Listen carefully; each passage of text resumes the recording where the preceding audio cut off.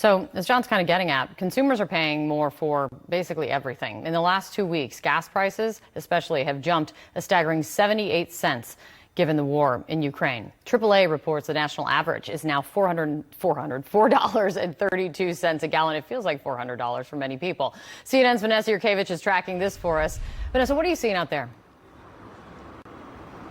Well, terrible is how one woman described these gas prices to me. We are at $4.32 a gallon nationwide. That is a new record. That's up 7 cents just overnight. And as you mentioned, up almost 80 cents since the Russian invasion of Ukraine just last month. Now, this is all coming on top of inflation, which has already pushed gas prices extremely high. Moody's Analytics is reporting this morning that American families can expect to pay $1,300 more this year compared to pre-pandemic if gas prices stay where they are right now.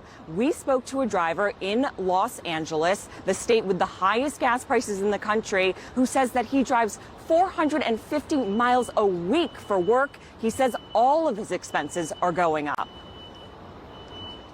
We're hitting close to about $2,300 over budget on things that we never thought we had to even worry about, on gas and travel and couriers and stuff.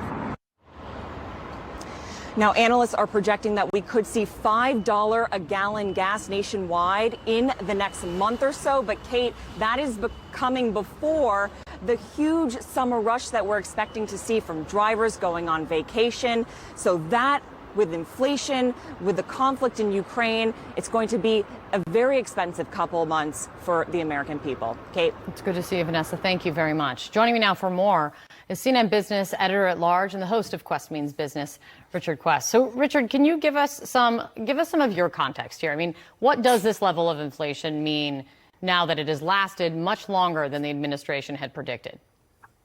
The seriousness of that very point is that inflation becomes entrenched.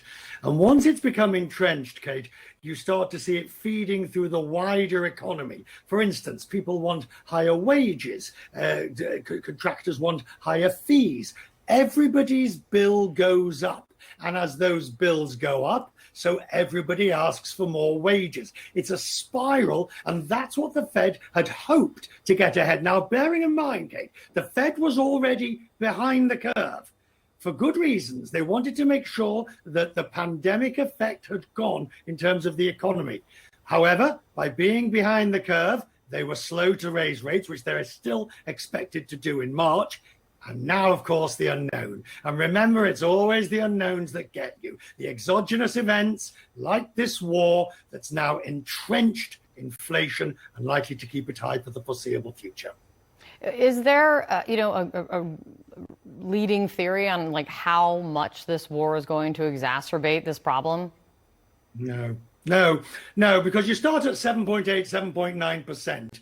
And now you've had a few weeks of higher oil prices. They came down a bit overnight, but let's see how that factors in. And then you've got just simply supply chain issues, all those issues that we had before that are getting worse. And finally, you've got US corporations pulling out of Ukraine, or at least suspending their business. Now, this is uncertainty. I can hear viewers saying, well, hang on a second. We don't do that much business with Russia. The links are not that great economically. Russia's a relatively small economy, and that's all true. But it has ripple effects into Germany, to the UK, to the rest of the European Union. And those will then transmit themselves through Asia, across the Atlantic. And that's why the Fed will still raise rates, probably when it meets, and we can expect higher interest rates across the board.